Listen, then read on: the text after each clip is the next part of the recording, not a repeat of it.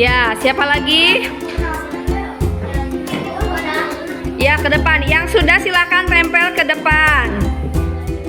Di sampingnya Kiran ya.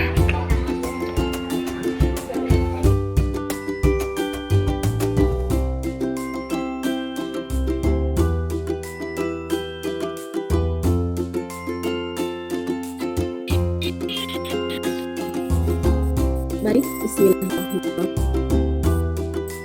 Assalamualaikum warahmatullahi wabarakatuh.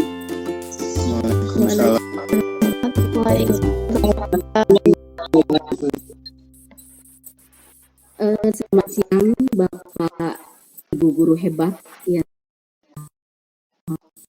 tidak saya banggakan. Alhamdulillah pada kesempatan siang ini kita bisa berkumpul dalam keadaan sehat walafiat sesuai dengan undangan kami. Kami bertiga ini adalah calon penggerak angkatan 6, terdiri dari saya, Imas Abdullah, kemudian yang kedua Ibu Imas dan ketiga Ibu Hani Rahayu.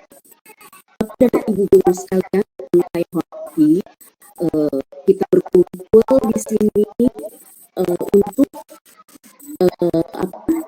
melakukan kegiatan aksi nyata forum berbagi ya modul kelas 4 tentang budaya positif. Nah, di sini kami akan membagi presentasi menjadi 3 sesi. Sesi pertama akan disampaikan oleh Ibu Hani Rahayu, kemudian sesi kedua oleh saya, dan ketiga oleh Ibu Imas Maswa. Baik, untuk mengawali presentasi ini, kami silakan kepada Ibu Hani. Assalamualaikum warahmatullahi wabarakatuh. Waalaikumsalam warahmatullahi wabarakatuh. Selamat siang Bapak Ibu guru hebat. Terima kasih kepada Bu Ima atas kesempatannya. Sebelumnya izinkan saya memperkenalkan diri. Saya Hani Rahayu dari SD Negeri Pojok Cianjur, calon guru penggerak. Pada kesempatan kali ini saya akan menyampaikan diseminasi materi guru penggerak modul 1.4 tentang budaya positif. Sebelumnya saya izin untuk screen terlebih dahulu ya. Baik,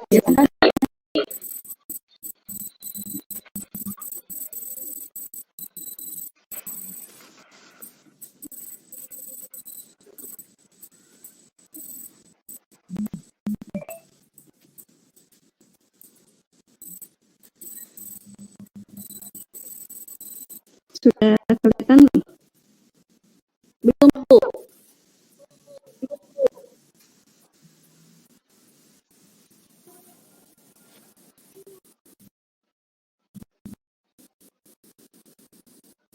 Sudah ada?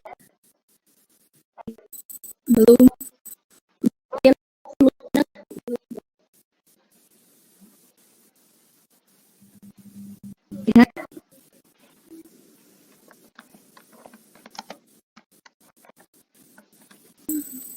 Belum ada Bu Ha.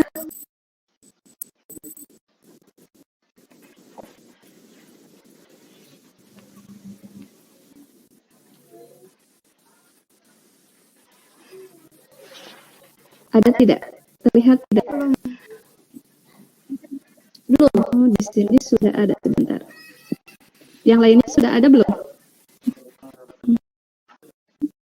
Belum ada ya. Ya.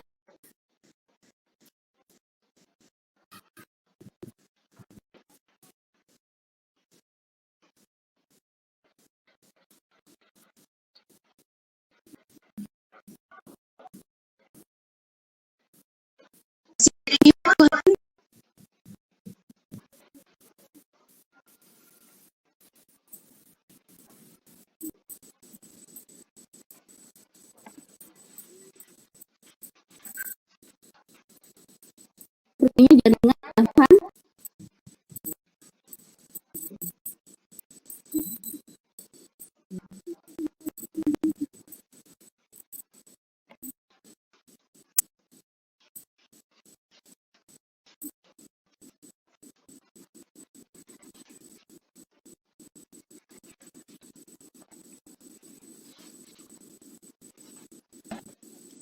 Saya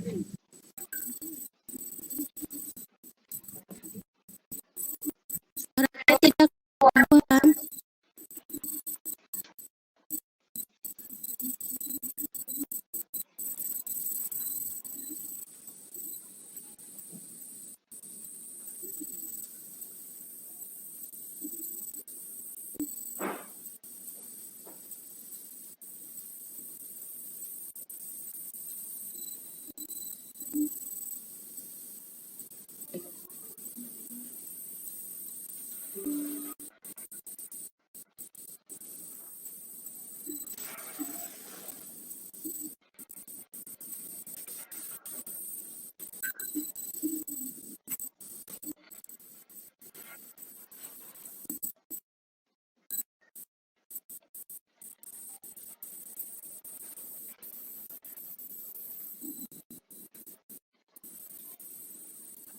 Sudah ada Tuhan. Oh, ya.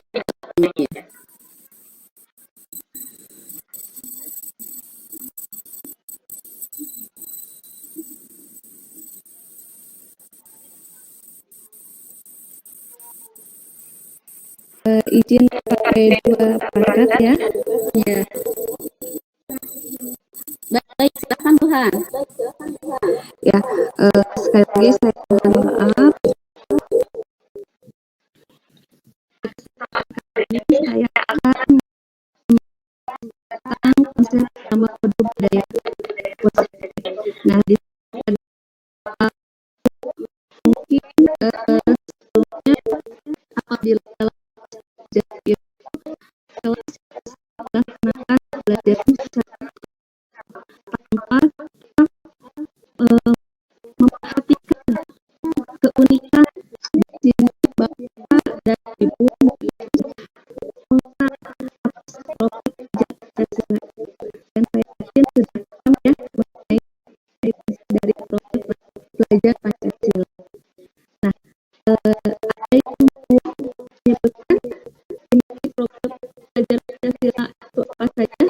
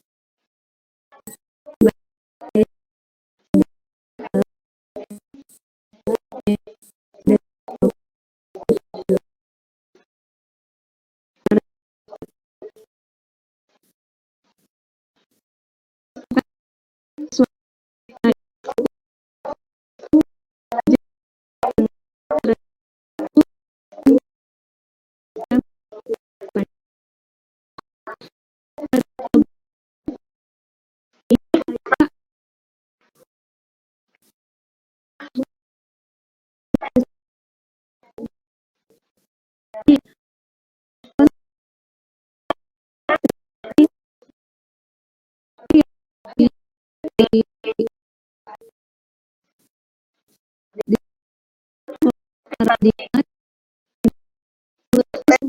itu dianggap sama, sedangkan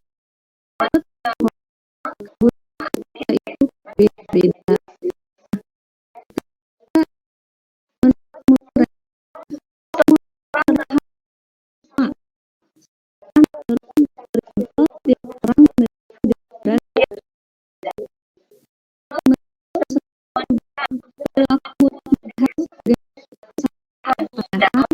Menurut semua perilaku memiliki baik perilaku yang baiknya atau perilaku yang menyimpang pasti akan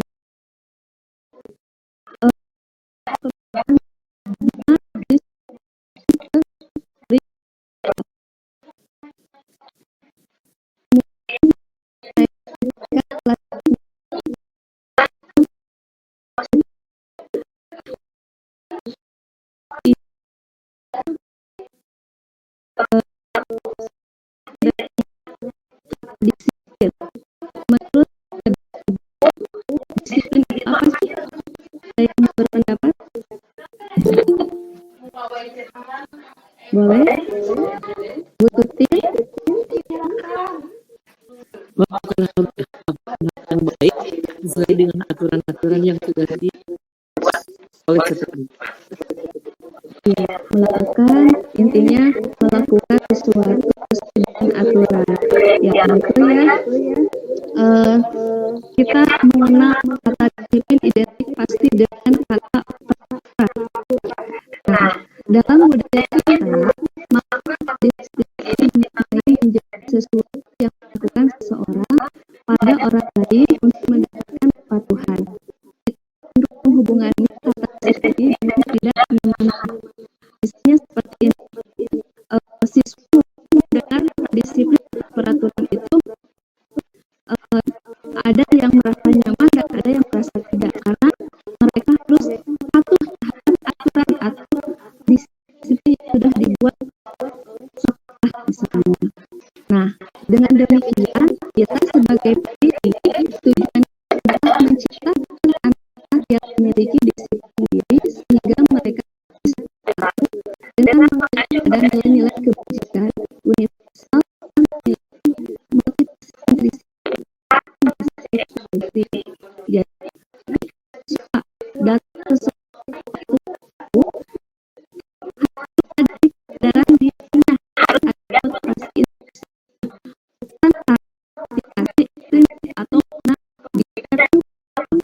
karena dihukum karena dia tapi ini kita sebagai menciptakan situasi itu mematuhi aturan atau positif itu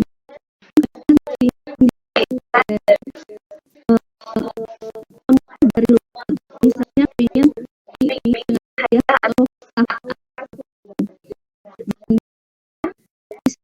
itu kan salah satu usaha menerapkan disiplin yang bertujuan meningkatkan kesadaran serta pemberdayaan anak melakukan itu tanpa sebutan ancaman maupun hukuman. Seperti yang saya katakan bahwa siswa itu memperlihatkan kesadaran dirinya bukan ingin teman-teman ingin mendapatkan yang bukan dan akan pentingnya kesadaran diri terhadap diri sendiri. Nah, dalam melaksanakan disiplin positif dan melakukan sesuatu pasti memiliki tujuan tertentu adalah baik. Kita menjadikan apa yang kita inginkan. Jadi mau disiplin yang mau melakukan sesuatu itu pasti memiliki baik itu ada motivasi atau ekstrinsik. Nah, apa yang kita inginkan sebetulnya kita itu sedang memenuhi kebutuhan dasar hidup kita sendiri. Ada kebutuhan dasar ada pada diri manusia, di mana kebutuhan dasar itu ada yang pertama kebutuhan tentang bertahan hidup, yang kedua kebiasaan, yang ketiga penguasaan, yang keempat kebebasan, dan yang terakhir adalah kesenangan. Ini adalah 5 kebutuhan dasar yang harus dimiliki oleh kita, khususnya oleh siswa sekolah. Yang pertama kebutuhan bertahan hidup, yaitu kebutuhan yang fisiologis tentang kesehatan, rumah, makan, misalnya di kelas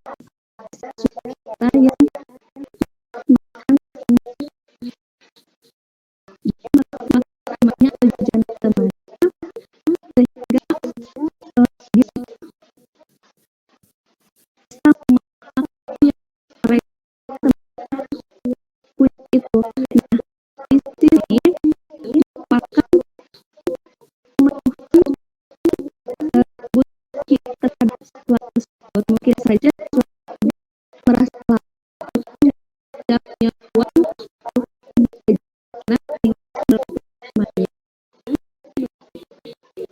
Nah, yang kedua, saya merasa ini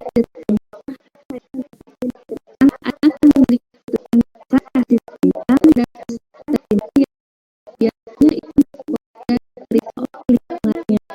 Mereka juga akrab dengan orang tuanya. Biasanya mereka belajar dengan siapa bagi mereka. Ya, mereka juga biasanya bergerak dalam kelompok. Yang selanjutnya itu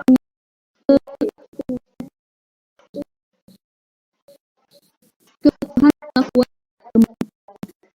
ini berhubungan dengan sesuatu menjadi terampil diakui atas prestasi kemampuan kita. Ketika ada siswa kita, misalnya di kelas dia membuat misal temannya atau dia membuat hapus dari temannya, dia itu ingin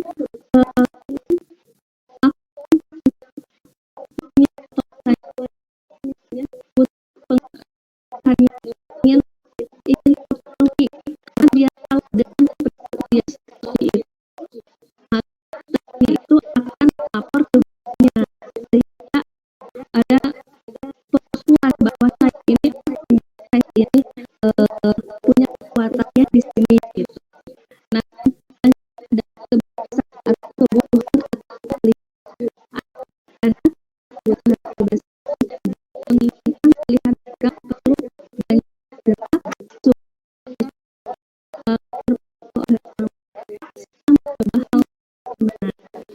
mungkin Bapak memberikan pembelajaran ke siswa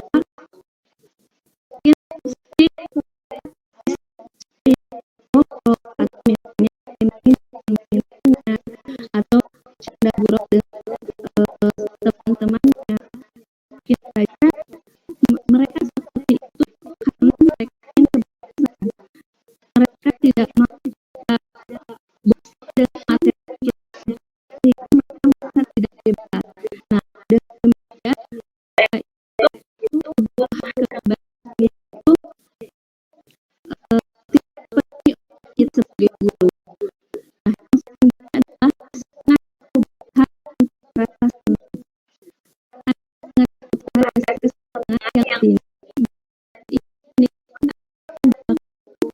mereka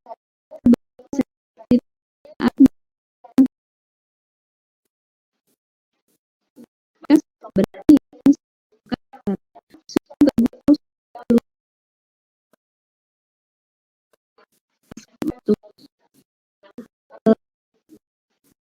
memiliki keunikannya masing memiliki karakternya masing-masing. Dan demikian kita sebagai guru harus memberikan pembelajaran yang menyenangkan juga untuk anak sehingga anak dari segi kebutuhan kesenangannya itu bisa terpenuhi dalam proses pembelajaran. Bapak Ibu, jangan materi dari saya. Pada kesempatan ini, mohon maaf atas segala kekurangannya. Terima kasih. Saya kembalikan lagi kepada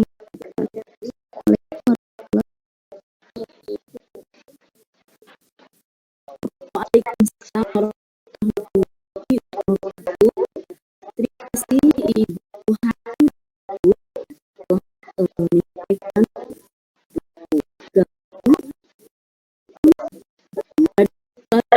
itu oleh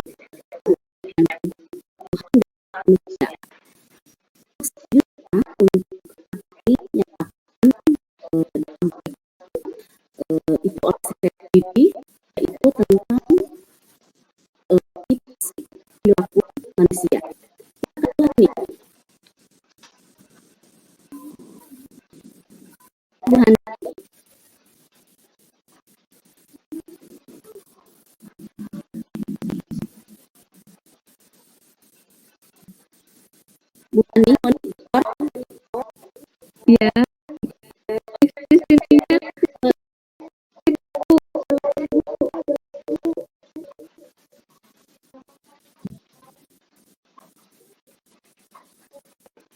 Ada terlihat tidak poin-poinnya?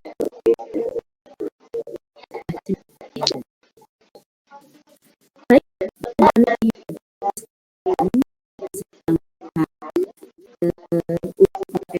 ini adalah manusia.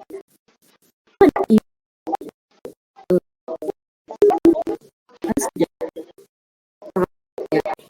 tahu ya bahwa sesuatu pasti apa namanya pasti menuju suatu tujuan ya, pasti ada tujuannya. Dan nah supaya itu sudah tentu manusia mempunyai dorongan ya, mempunyai dorongan ingin melakukan sesuatu itu, dan itu kan motivasi manusia. Ini saya contohkan seperti tadi Bu ya, masih duduk di bangku sekolah dasar. Ketika itu ya seperti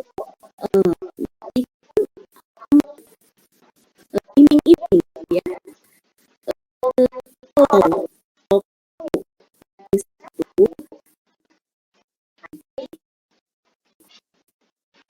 akan beli jadi ada itu lagi satu dua dan setiap pembelajar saya memahami apa ingin ya itu salah satu contoh oh pasti aku ibu juga melakukan ya ini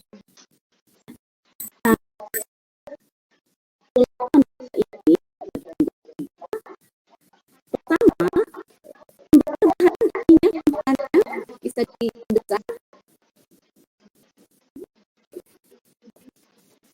baik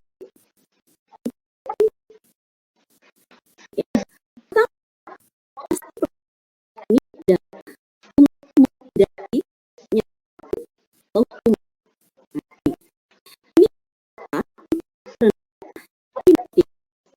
manusia sebenarnya mereka sedang sehat mungkin tidak pada secara fisik, psikologis maupun tidak terpenuhinya kebutuhan mereka bila mereka tidak melakukan tindakan tersebut.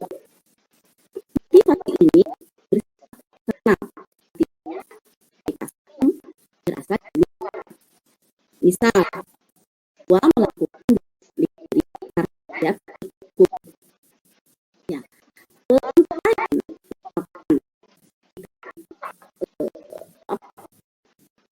ketika kita berangkat sekolah dulu ya,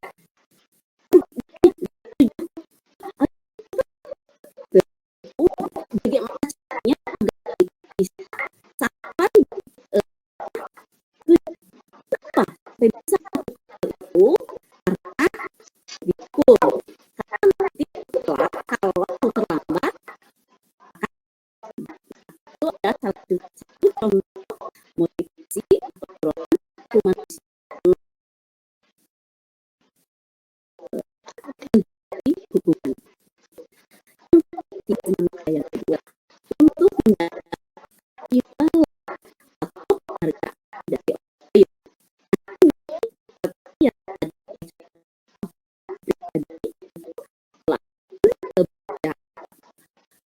sungguh-sungguh ya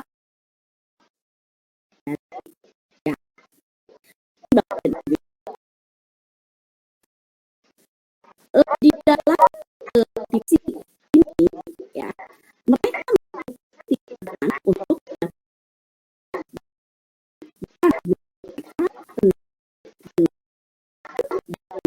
kualitas mata mereka melakukan sebuah untuk mendapatkan ya pengakuan atau iklan dan motivasi ini akan motivasi yang sifatnya eksternal juga karena datangnya dari sesuatu atau orang kedua. Kemudian kita adalah penggunaan nilai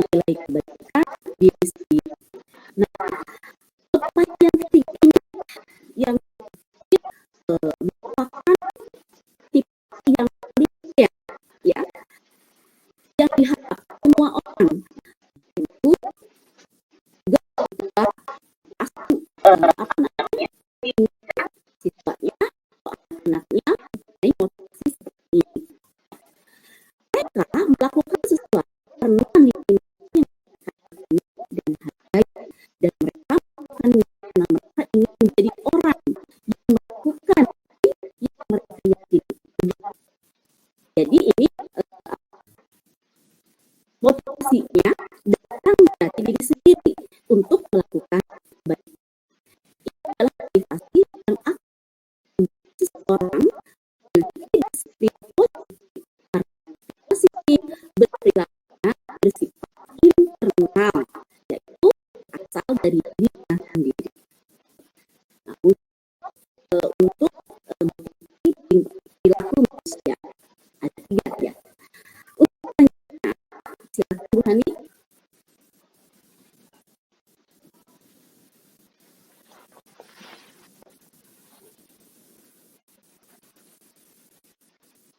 Selanjutnya adalah keyakinan pas.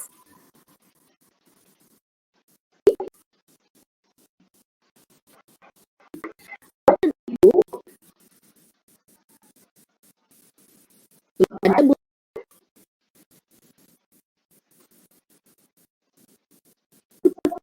data yang dikatakan bahwa perilaku manusia itu untuk mencapai tujuan. Ya, mohon maaf, ini ada kesalahan teknis. Oh, ini bisa di-share itunya. Ya.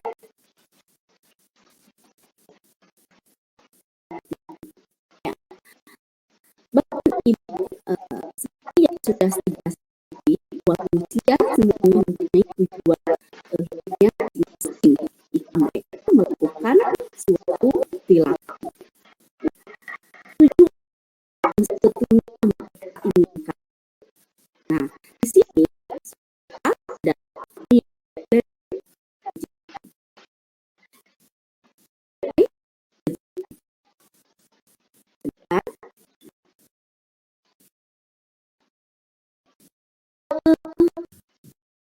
Bapak dan Ibu mungkin pernah mendengar atau pernah mengalami, atau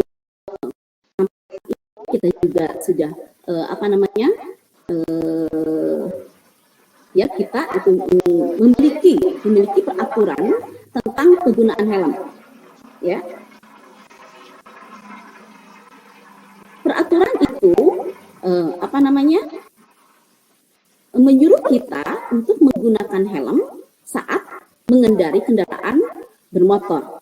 Coba Bapak dan Ibu pikirkan, mengapa peraturan itu diterapkan?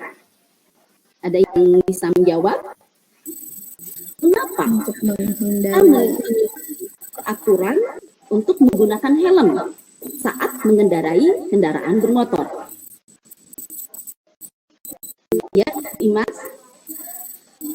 untuk melindungi diri ketika terjadi kecelakaan. Ketika kecelakaan, itu sudah jelas ya. Helm itu digunakan di kepala. Jadi ketika ada sesuatu hal yang tidak diinginkan, misalkan jatuh atau bagaimana, nah, helm ini bisa melindungi kita. Nah, jadi intinya adalah tujuannya adalah agar kita terhindar dari kecelakaan.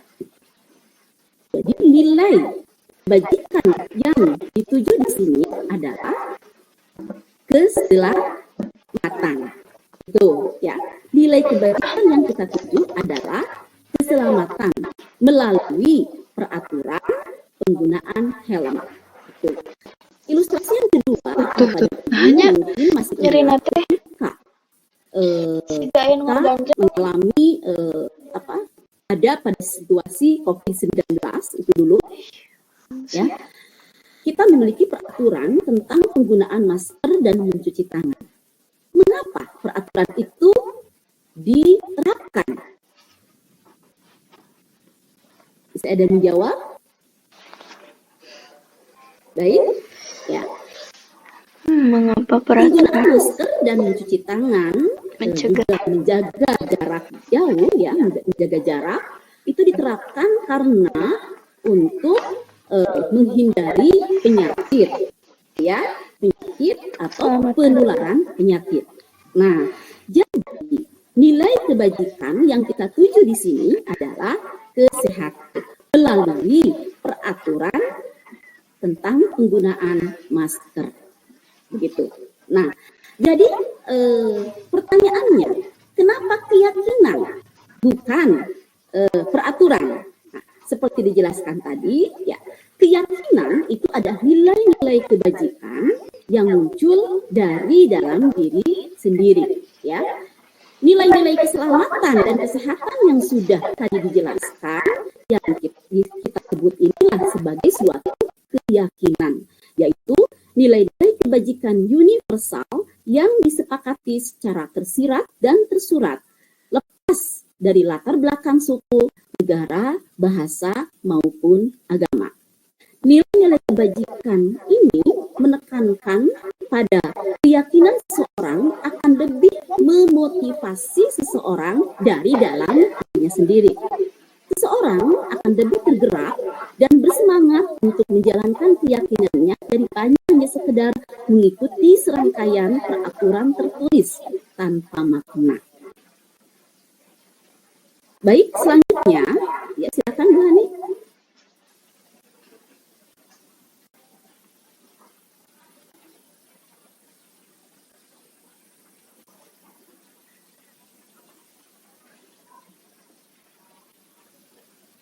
Ini mohon maaf ya, ada kesalahan teknis mungkin Bu Hani.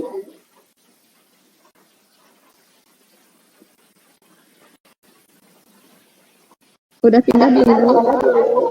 Belum. Kalau di sini sudah pindah. Bentar.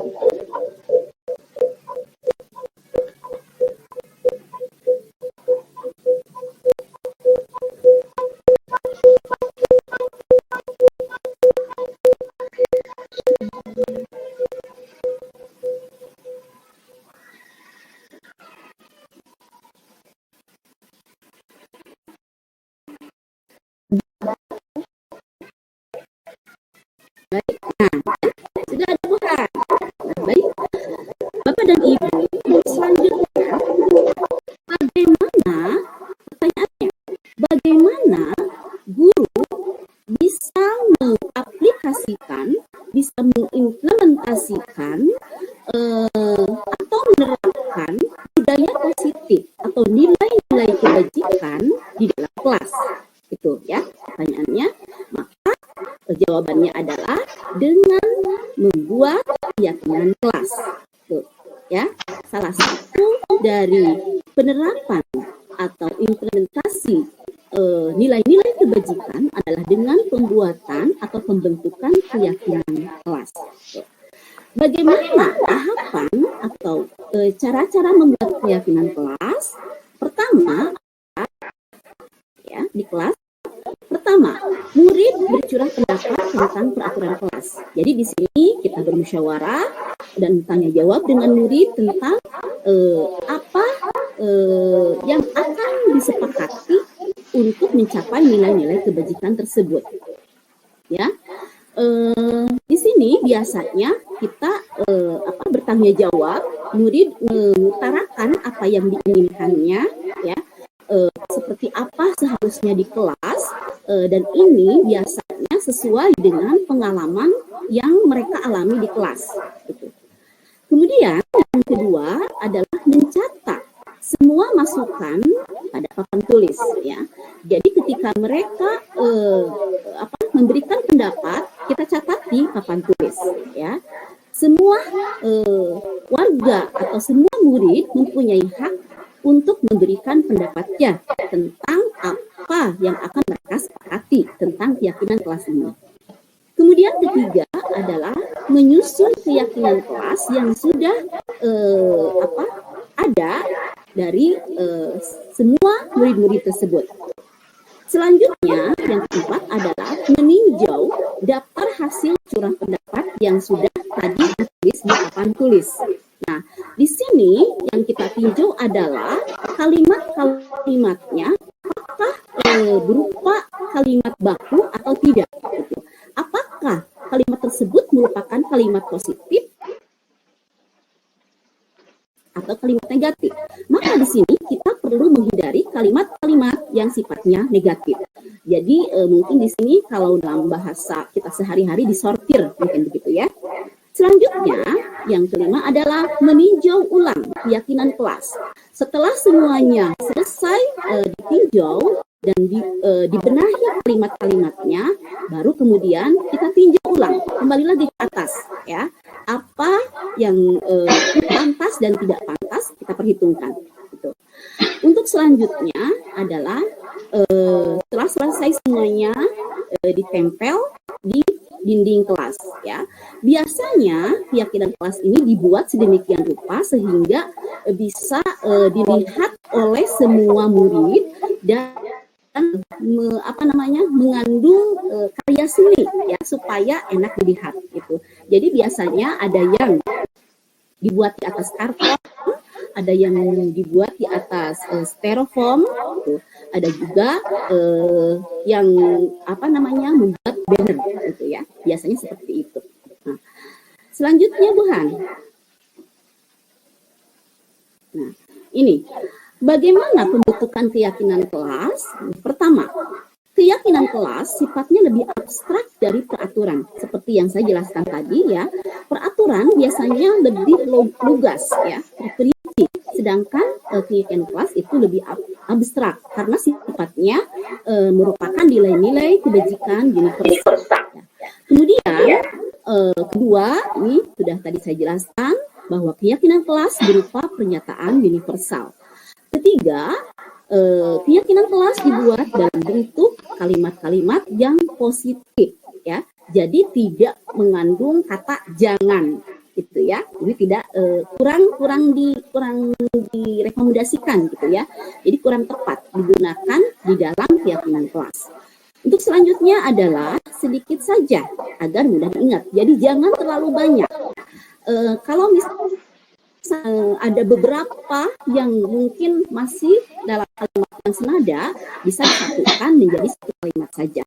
Sehingga dari beberapa banyak murid yang memberikan pendapatnya bisa dijadikan menjadi beberapa saja. Jadi maksimal 6 atau 7. Adalah sesuai dengan kondisi kelas dan berdasarkan. Jadi ini sifatnya aktual, ya, berbicara tentang keadaan di sekolah masing-masing, tidak berbicara tentang sekolah yang ada di luar. Untuk selanjutnya yang terakhir adalah semua warga kelas dilibatkan dalam membuat keyakinan kelas. Jadi tidak ada satupun yang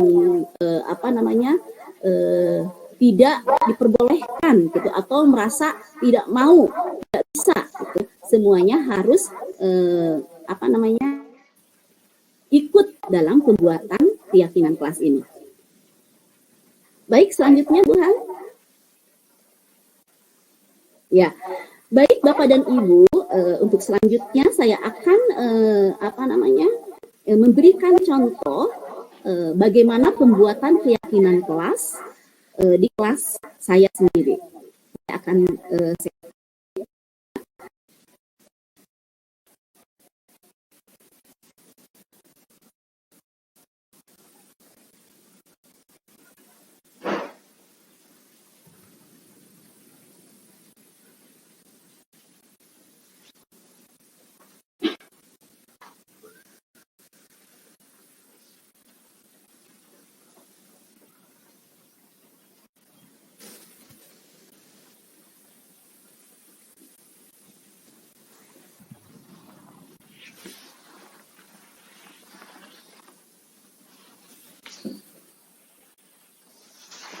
sudah ada.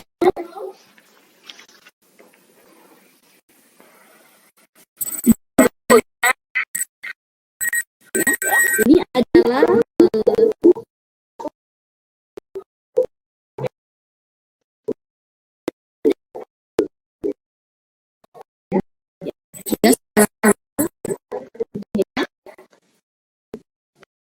ini adalah salah satu contoh pembuatan keyakinan kelas.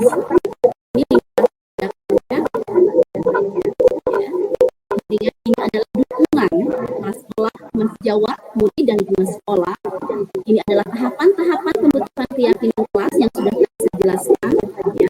Ada contoh kalimat negatif dan positif. Selanjutnya, ini adalah dokumentasi kegiatan pembentukan keyakinan kelas. Ini adalah gambar-gambar curah pendapat mereka pendapat.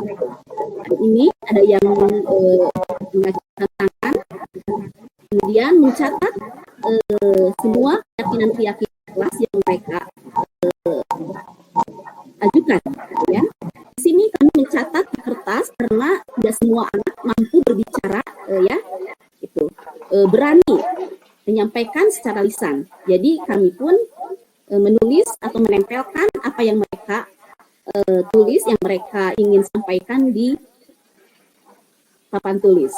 Ini adalah penyusunannya dan ini adalah hasil terakhir dari keyakinan kelas yang kami buat. Demikian.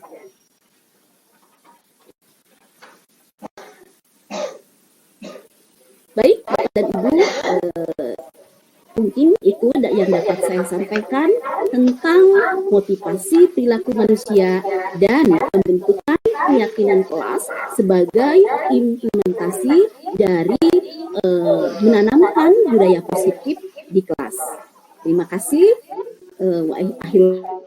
Wassalamualaikum warahmatullahi wabarakatuh. Baik, Bapak, materi yang akan disampaikan selanjutnya adalah akan disampaikan oleh Ibu Imas Maskuro. Kepada Ibu Imas, kami silahkan. Baik, Bu Imas, terima kasih atas kesempatannya. Assalamualaikum warahmatullahi wabarakatuh. Selamat siang rekan guru hebat semuanya. Dalam kesempatan saya akan memaparkan hasil dari diseminasi tentang budaya positif, ya. Kalau sebelumnya rekan guru saya menyampaikan tentang barusan yang Ibu sampaikan tentang keyakinan kelas. Selanjutnya yang akan saya sampaikan adalah berkenaan dengan konsep disiplin pendekatan restitusi yang merupakan sebuah cara menanamkan disiplin positif pada murid, ya. Di sini restitusi itu sendiri merupakan proses menciptakan kondisi bagi murid untuk memperbaiki kesalahan mereka sehingga mereka bisa kembali pada kelompok mereka dengan karakter yang lebih kuat. Ya, ini menurut Gosen 2004. Adapun untuk ciri-ciri restitusi, salah satunya yaitu bukan menebus kesalahan, namun belajar dari kesalahan.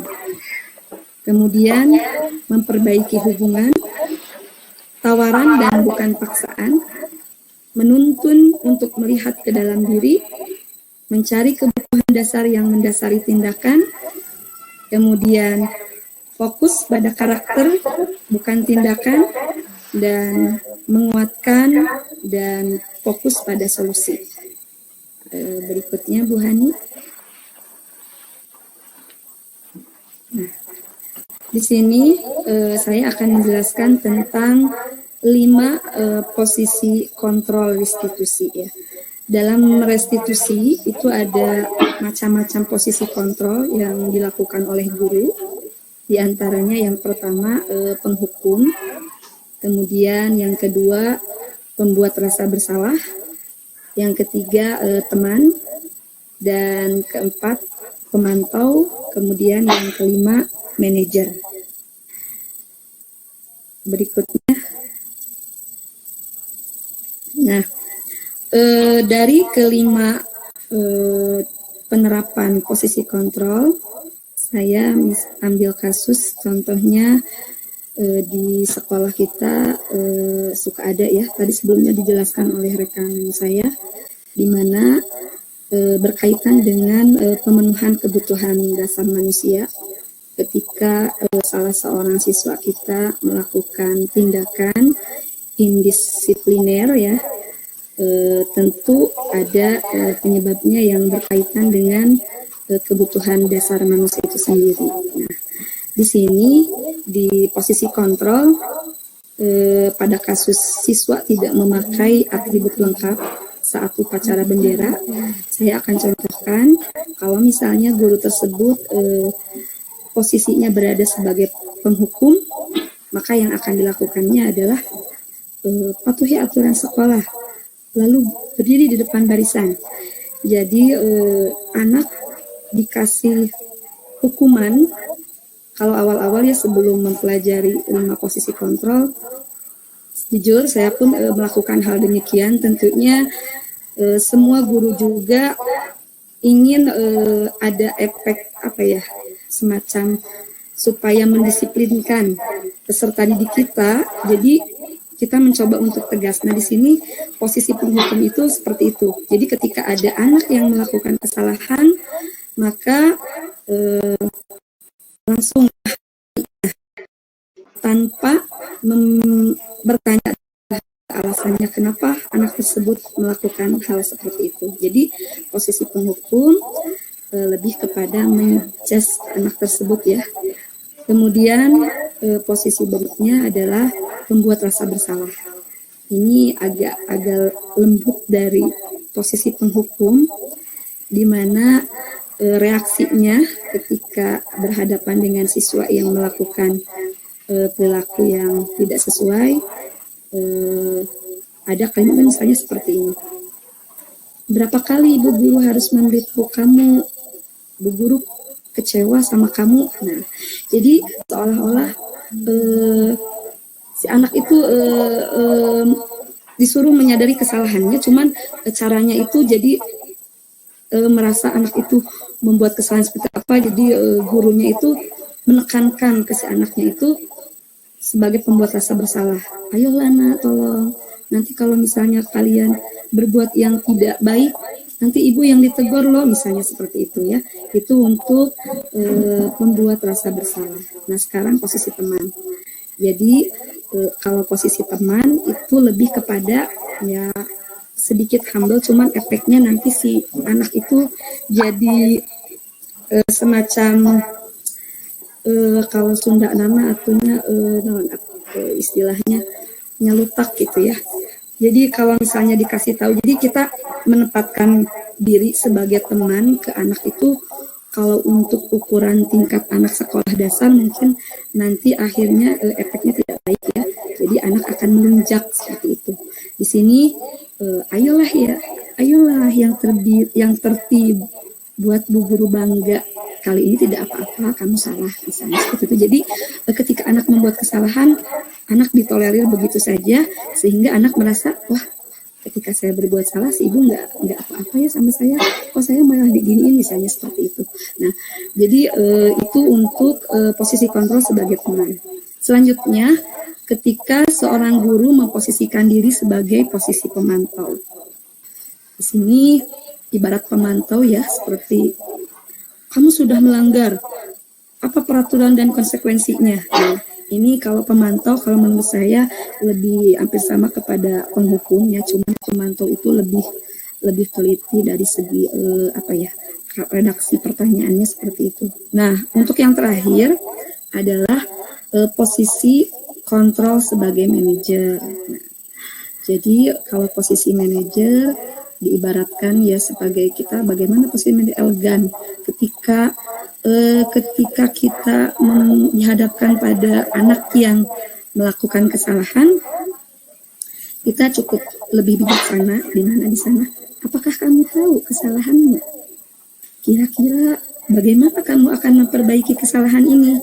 Jadi si anak secara tidak langsung diajak untuk menyadari atas apa yang telah dia lakukan.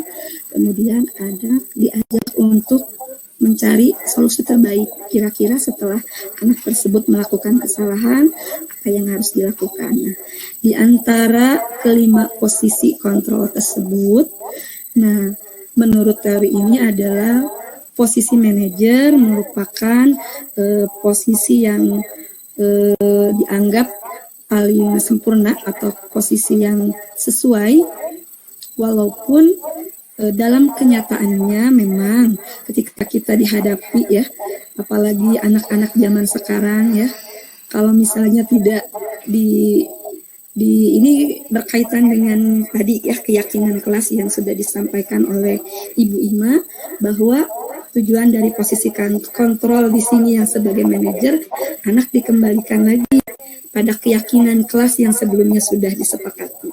Jadi di situasinya dihadapkan supaya timbul jiwa internal. Jadi ketika dia melakukan kesalahan itu ada kesadaran dari diri sendiri yang ditimbulkan. Cuman pada kenyataannya memang susah, dan dalam pelaksanaannya kita tidak mungkin langsung bisa ke posisi manajer ya. Nanti anak-anak kaget, kok ibu guru sekarang jadi seperti ini ya. Ketika saya, nah itu mungkin kita bisa belajar, namun tetap kita bisa belajar dari kelima posisi kontrol tersebut, posisi apa yang memang betul-betul pas dengan kondisi permasalahan yang kita hadapi. Seperti itu. Namun untuk posisi idealnya sih guru itu ada di posisi manajer, seperti itu. Mungkin ibu-ibu juga, ibu-ibu guru hebat di sini pasti ya, yang namanya kita mendidik atau membimbing anak-anak itu setiap harinya pasti akan selalu dihadapkan dengan permasalahan-permasalahan yang yang lebih kepada ya perbuatan indisipliner ya, misalnya seperti datang terlambat, kesiangan, atau mungkin anak tidak mengerjakan PR, hal-hal seperti itu, dan kita harus menghadapinya dengan memposisikan diri kita sebagai manajer, ya, sama-sama belajar di sini. Baik, untuk selanjutnya yaitu segitiga restitusi. Tuhan yang anu handap nahelanya hilap. Ya, di sini tadi ada gambarannya tentang segitiga restitusi.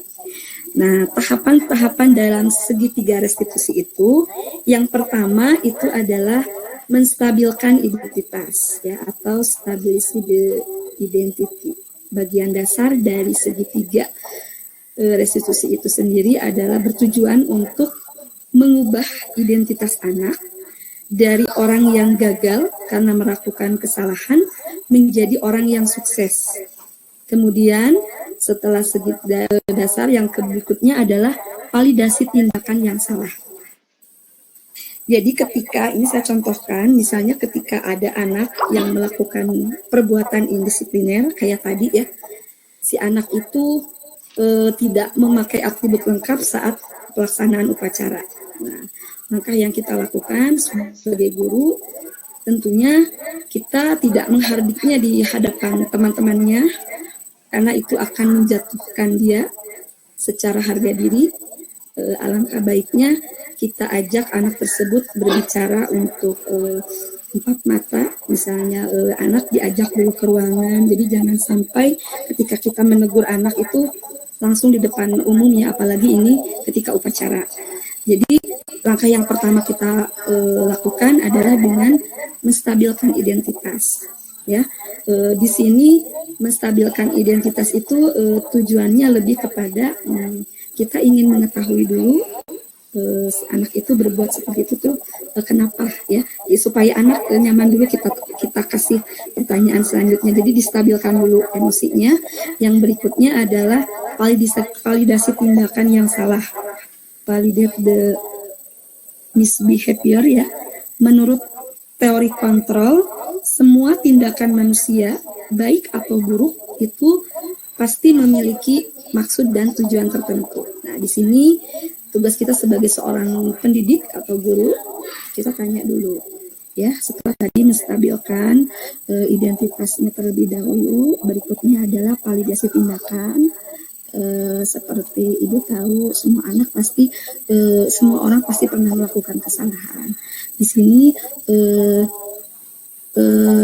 kira-kira apa yang melatar belakangi anak tersebut sampai tidak mempunyai atribut pakaiannya tidak lengkap, apakah mungkin memang betul-betul tidak punya di rumah, atau berkaitan dengan kondisi ekonominya, atau mungkin bisa saja gara-gara terlambat ya, bangun kesiangan sehingga dia tidak sempat memakai pakaian seragam dengan rapih, dan akhirnya ada yang terlewat.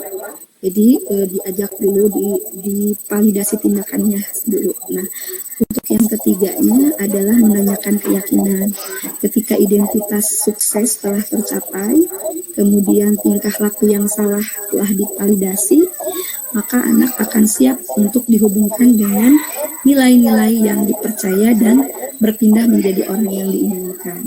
Bu Hani boleh ke gambar segitiganya. Nah, di sini boleh diperbesar, Bu Hani.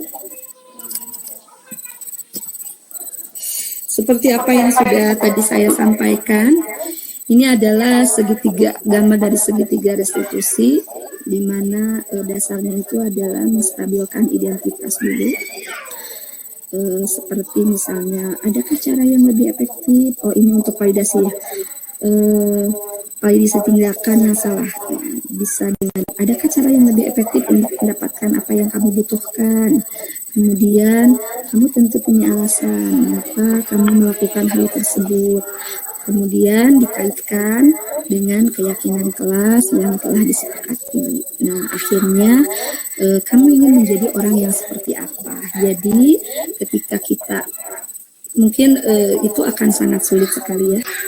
Kalau misalnya, tapi tidak ada yang tidak mungkin ketika kita dikembalikan lagi kepada niat kita. Saya pun ini pengalaman pribadi ya. Ketika kita dihadapkan, apalagi kita punya masalah di kelas itu kan tidak hanya satu orang ya yang kita didik.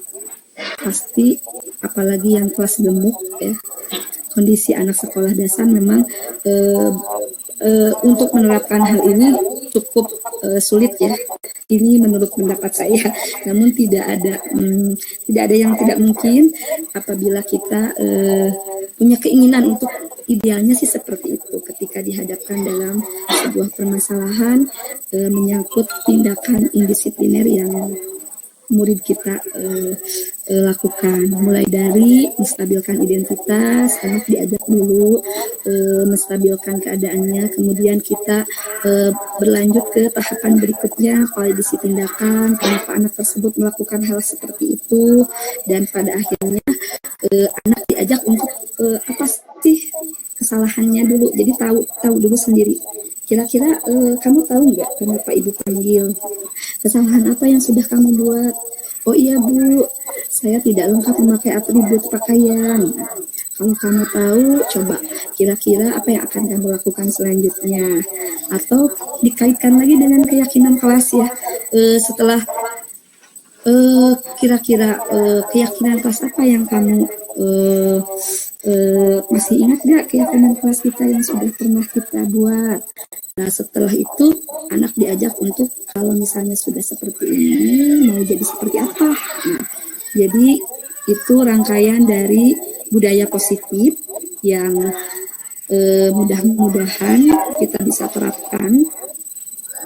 Saya betul-betul ini materi yang baru buat saya dan rekan-rekan guru hebat ya CGP lain, mungkin kalau CGP lain udah ada yang pernah nih. Jadi ketika kita mendapatkan ilmu ini, mudah-mudahan ya kita bisa langsung mengimplementasikannya di sekolah, dan luar biasa sekali ya.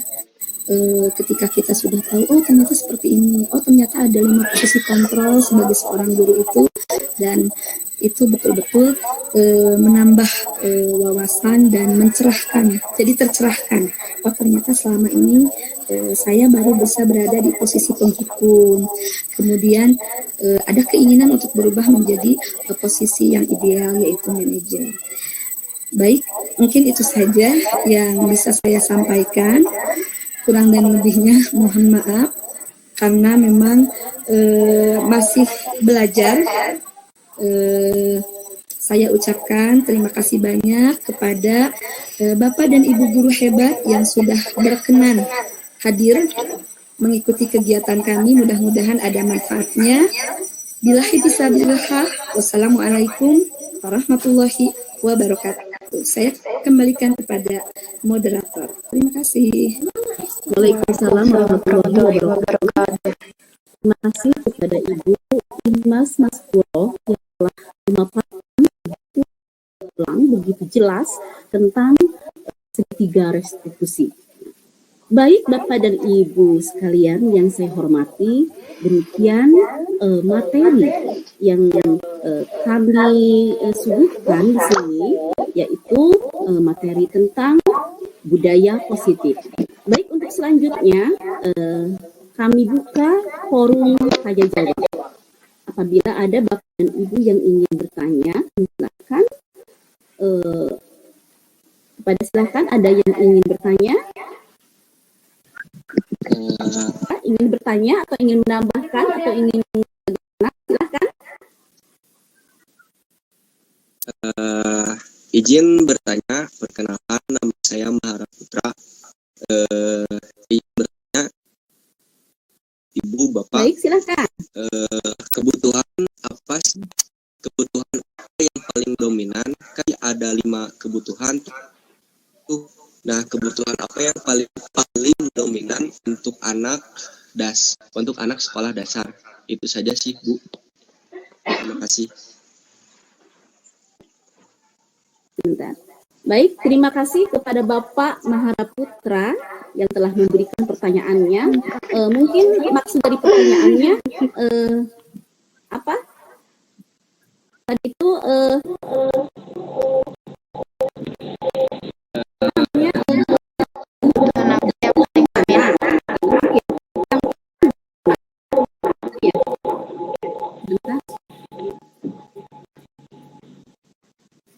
kebutuhan mana yang paling dominan ada dari anak, mungkin itu ya.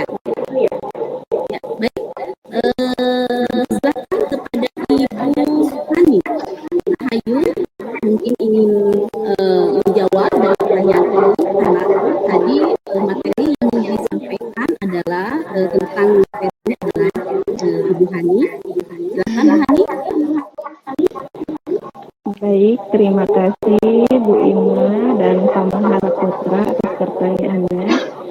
Dari kelima kebutuhan dasar manusia tersebut yang sebetulnya kalau menurut saya tidak ada yang paling dominan ya, semuanya itu penting untuk khususnya untuk anak SD. Karena kenapa? Apabila salah satu dari kebutuhan tersebut tidak terpenuhi, maka ada banyak kemungkinan yang akan dilakukan oleh siswa, terlebih kepada indisipliner yang dilakukan oleh siswa.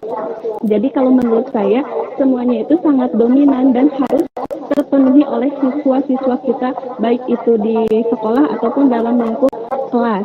Kalau misalnya salah satu tidak terpenuhi, maka akan terjadi tingkah laku anak yang tidak kita harapkan. Misal, kalau misalnya dari rumah anak belum sarapan atau terpenuhi kebutuhan dasar hidupnya, maka dia akan di sekolah akan mungkin saja melakukan hal-hal yang tidak diinginkan. Misalnya, kalau misalnya dia belum makan dan tidak diberi uang jajan, bisa saja dia nekat untuk mengambil makanan dari teman-temannya. Atau misalnya kalau di rumahnya ataupun di sekolah dia tidak diterima oleh teman-temannya atau di rumahnya dicuekan oleh orang tuanya, maka di sekolah pun dia akan melakukan tindakan-tindakan yang tidak kita harapkan, misalnya dengan melukai temannya atau misalnya dengan mengambil barang temannya, sehingga dengan perilaku tersebut temannya yang dia sakiti akan melaporkan ke gurunya atau ke orang tuanya, sehingga dia merasa dia diperhatikan oleh guru dan orang tuanya. Mungkin itu kalau menurut saya. Jadi semuanya itu sangat penting. Kalau salah satu tidak ada, maka akan kemungkinan terjadi tindakan-tindakan yang tidak kita inginkan gitu. Mungkin yang lainnya Bapak Ibu ada yang mau menambahkan?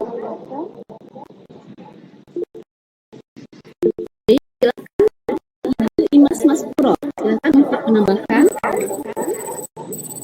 Ya, terima kasih Bu Ima atas kesempatannya. Saya setuju sekali ya dengan apa yang sudah disampaikan oleh Bu Hani. Jadi di antara kelima itu tidak ada yang harus didominan, semuanya sama ya. Kebutuhan yang betul harus terpenuhi, apalagi untuk anak jenjang sekolah dasar ya. Baik kebutuhan kasih sayang atau kebutuhan yang lainnya seperti sudah yang Ibu Hani sampaikan, ketika contoh saja misalnya ketika anak di rumahnya itu kurang kasih sayang orang tua misalnya ya, atau orang tuanya bermasalah, maka si anak, tingkah laku anak tersebut ketika di kelas dia sebisa mungkin bagaimana caranya mencari perhatian gurunya ya, karena memang misalnya di rumahnya kurang perhatian dari orang tua, misalnya dengan menjadi teman supaya si anak tersebut ditegur. Jadi ketika saya tanya, pernah ada kasus ya, anak tersebut melakukan, jadi dia tuh seneng kalau misalnya ditegur sama gurunya. Ditanya kenapa, karena orang tuanya itu berpisah, jadi anak itu tinggal sama neneknya, jadi kurang perhatian dari ibunya. Jadi bagaimana caranya dia supaya diperhatikan oleh guru, akhirnya dia berbuat perilaku ya, perilaku melukai temannya atau cari-cari apa aja yang gurunya itu memusatkan perhatian pada anak tersebut. Jadi betul tadi kata Ibu Hani, untuk kelima kebutuhan dasar manusia tadi semuanya itu penting, dan apabila salah satu tidak terpenuhi maka perilaku anak akan menyimpang. Ya, seperti itu mungkin. Terima kasih.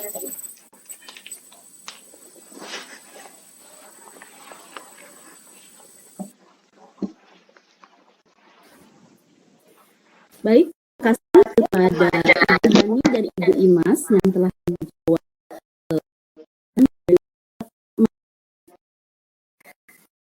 mungkin kesimpulannya, kebutuhan tidak ada yang harus didominankan atau tidak ada penekanan ya, semuanya harus terpenuhi.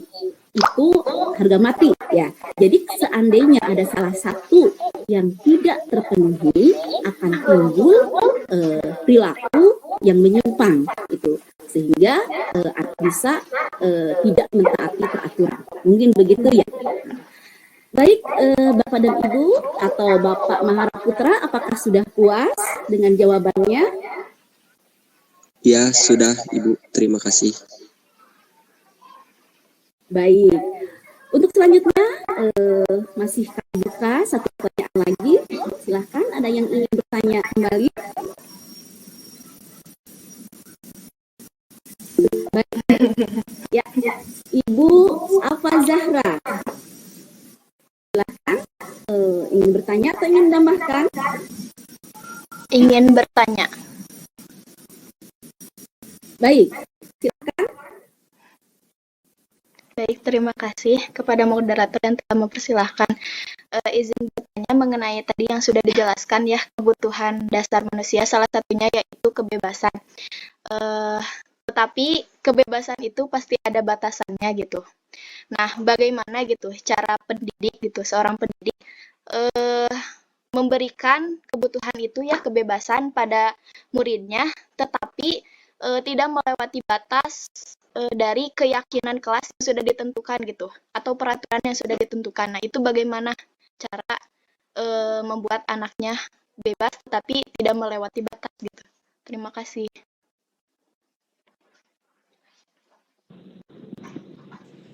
Baik, itu pertanyaan dari Ibu Alfa Zahra tentang dasar manusia ya. Baik, Ibu Hani, silahkan untuk menjawab pertanyaan ini. Monggo. Iya, terima kasih Bu Alfa Zahra. Nah, kebebasan itu memang dibutuhkan oleh setiap siswa di kelas, tetapi kita juga harus ingat pasti harus ada batasan-batasannya. Nah, bagaimana caranya? Mungkin itu ya yang dimaksudnya. Nah, tetap meskipun kita memberikan kebebasan kepada siswa, kebutuhan kebebasan kepada siswa, tetapi di sini kita juga harus membatasi setiap kebebasan-kebebasan yang dilakukan oleh siswa. Dengan apa? Dengan tadi yang dikatakan oleh Bu Imas, dengan adanya keyakinan kelas yang sudah kita sepakati bersama antara guru dan siswa. Jadi sebelum kita memberikan kebebasan, kita ingatkan dulu kepada siswa. Ini loh keyakinan kelas yang harus kalian patuhi. Tapi kalian boleh melakukan kebebasan dengan syarat kalian tetap ada di koridor keyakinan kelas, sehingga kebebasan itu tidak kebablasan lah, istilahnya seperti itu. Dan sebelum pembelajaran pun kita harus mengingatkan bahwa kita belajar tentang ini dengan metode seperti ini, tapi tetap kalian keyakinan kelas yang kita tadi atau yang sebelum kita buat itu harus kita jalankan. Misalnya tidak bisa, maka kalian sudah tahu konsekuensinya seperti apa. Mungkin itu Bu, kalau menurut ya. Silahkan yang lainnya, mungkin ada yang mau menambahkan. Baik, itu jawaban dari pertanyaan Ibu Alfa. Jadi di sini kita, ya, anak memang butuh kebebasan dan kita memberikan kebebasan sebagai guru. Tapi tentunya tidak sebebas-bebasnya. Ada batasan-batasan tertentu, yaitu yang sudah kita buat dalam keyakinan kelas. Nah, betul sekali ya, kebebasan ini memang penting diberikan kepada anak, karena memang pada kodratnya anak itu harus hidup dalam dunianya, ya, dunia anak itu. Kita tidak bisa menekan terus anak harus begini gitu. Kita harus mengikuti alur dari anak tersebut sesuai dengan filsafat Ki Hajar Dewantara. Begitu ya. Kita belajar di sekolah atau belajar di kelas tetap berpusat pada murid, itu berpihak pada murid. Ya, demikian Ibu Alfa Zahra. Apakah sudah puas? Sudah, terima kasih. Ya, mudah-mudahan tidak puas. Mudah-mudahan sudah puas. Silahkan ya, bisa menggali kembali ilmu tersebut atau teori-teori tersebut. Banyak sekali sekarang di Google, banyak sekali di guru berbagi, ya, banyak sekali dibahas tentang kebutuhan manusia, tentunya pada dalam hal ini adalah kebutuhan murid. Baik Bapak dan Ibu sekalian, mengingat waktu, rupanya kita tidak bisa berlama-lama terus di sini, karena mungkin Bapak dan Ibu juga mempunyai tugas dan aktivitas lain yang harus dijalani itu. Mungkin sesi tanya jawab ini kami tutup hanya dengan 2 pertanyaan. Demikian, mohon maaf kepada yang lain yang ingin bertanya bisa langsung japri saja ya, itu lewat WA atau email, silakan, mau kepada Bu Imas, mau kepada Ibu Hani, atau kepada saya sendiri, silakan. Bapak dan Ibu hebat yang saya hormati, tiba waktunya pada penghujung acara.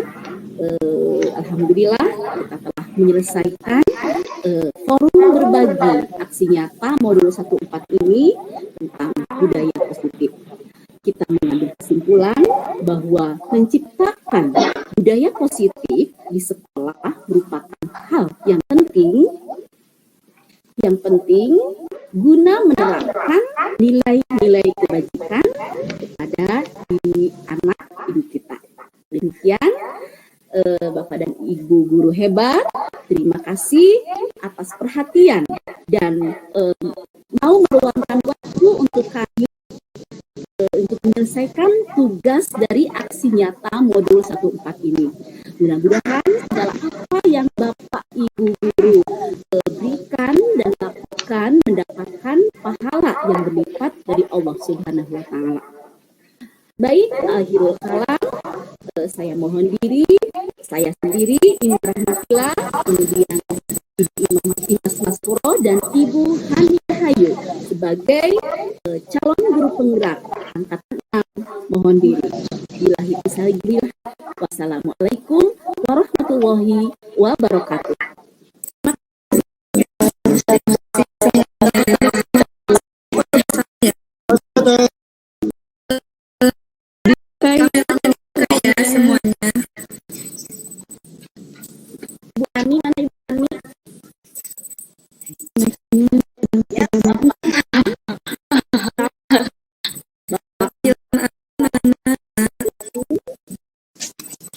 Mohon maaf ada masalah videonya.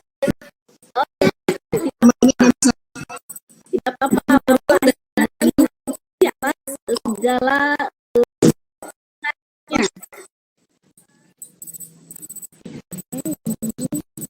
satu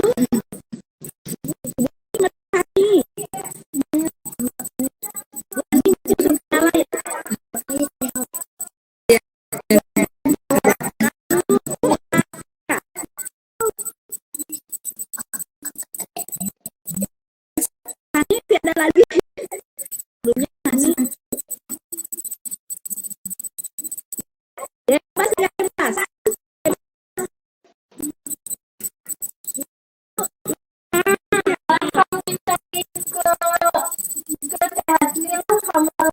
terima kasih semuanya. Kembali lagi kita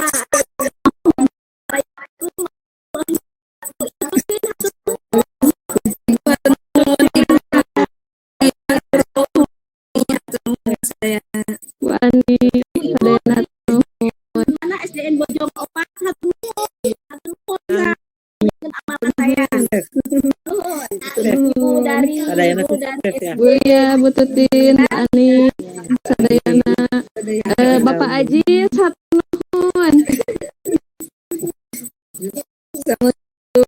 Izin live. Assalamualaikum. mangga nyengkeun mini